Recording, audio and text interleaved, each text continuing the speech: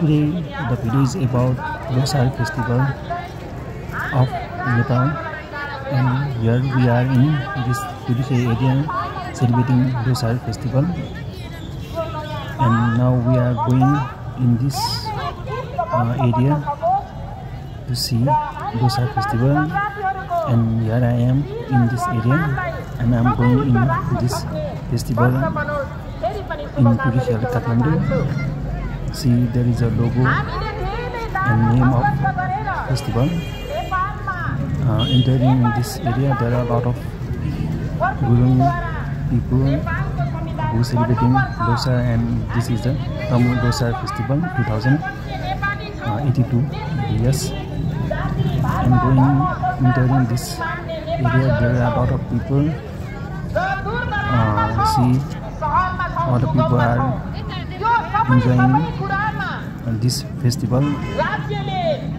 See, there are some traditional dress wearing people, and there are some people who are selling different type of costume. There are a lot of people with traditional dress. Today is an important day of. There are a lot of people. Some people are selling different type of things. There are some people are also buying. See, there are girls. They are very happy to see me, and they are very excited.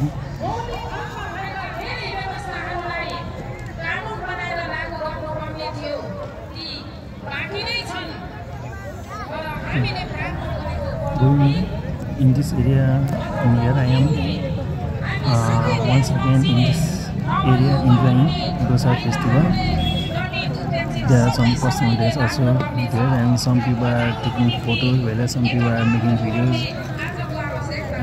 in this area.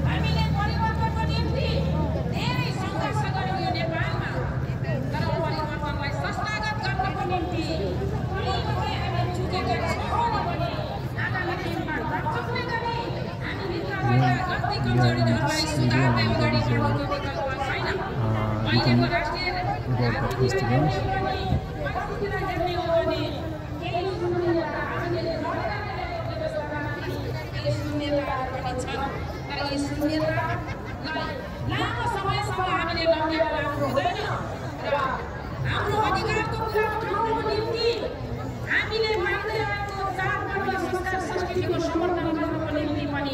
हिजोको निरङ्कुश शासनहरुमा त्यो अवसर थिएन। आज हामीले लडेर ल्याएको प्रजातन्त्र लोकतन्त्रले सबै आदिवासी जनजातिहरुले आफ्नो आफ्नो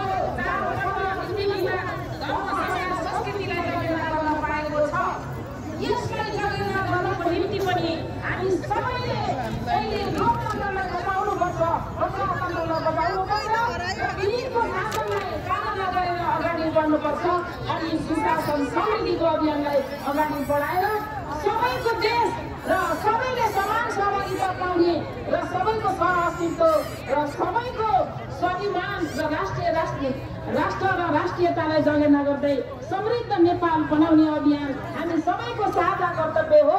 यसमा सबै तमु आदिवासी जनजातिहरूले पनि लागौं, सचेत हौं र यो पर्वले सबैलाई त्यही दिशातिर अगाडि बढ्न मार्ग प्रशस्त गरोस् भन्ने अनुरोध गर्दै यो तमु ल्होसारमा मलाई पनि निम्ता गरेर विचार राख्ने अवसर दिनुभएकोमा नेपाली कांग्रेस पार्टीको तर्फबाट र मेरो व्यक्तिगत तर्फबाट हृदयदेखि नै हार्दिक आभार व्यक्त गर्दै मेरो भनाइ टुङ्ग्याउन चाहन्छु।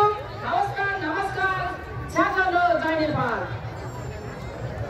तमिल सचिव राष्ट्रिय परिषद का केन्द्रीय सल्लाहकार तथा पूर्व मन्त्री श्री सीता गुरुङज्यूलाई आफ्नो शुभकामना वक्तव्यको लागि धेरै धन्यवाद दिन चाहन्छु। र म अब पछाडि कार्यक्रममा भिड्ने क्रममा छु, त्यसैले मैले अनुरोध गर्नुपर्ने हुन्छ। सांस्कृतिक उपसमितिका संयोजक श्री सागर गुरुङज्यू लगायत तमु लगायत संघका सबैजना कलाकार साथीहरू आफ्नो सांस्कृतिक कार्यक्रमको लागि तयारी भएर बस्दिनु हुनका लागि अनुरोध गर्न चाहन्छु। र अब हामी सांस्कृतिक माहौलमा प्रवेश गर्नेछौँ, किनभने ल्होसार भनेको मिठो खाने, राम्रो गाउने अनि नाचगान गर्ने, रमाइलो गर्ने, खुसियाली साथसाथ गर्ने पर्व हो। यसरी हाम्रो आयोजन समितिले उद्बोधनको कार्यक्रम शुभकामना मन्तव्यको कार्यक्रमलाई एकदम छोटो बनाएको छ र त्यसैले म यहाँलाई हामी साङ्गीतिक माहौलमा प्रवेश गराउनेछौँ तर त्योभन्दा अगाडि कार्यक्रमको बिटमा त पऱ्यो नि Dosai Festival अबको यस औपचारिक कार्यक्रम Recreate Kathmandu, and here I am once again enjoying this festival in Recreate Kathmandu.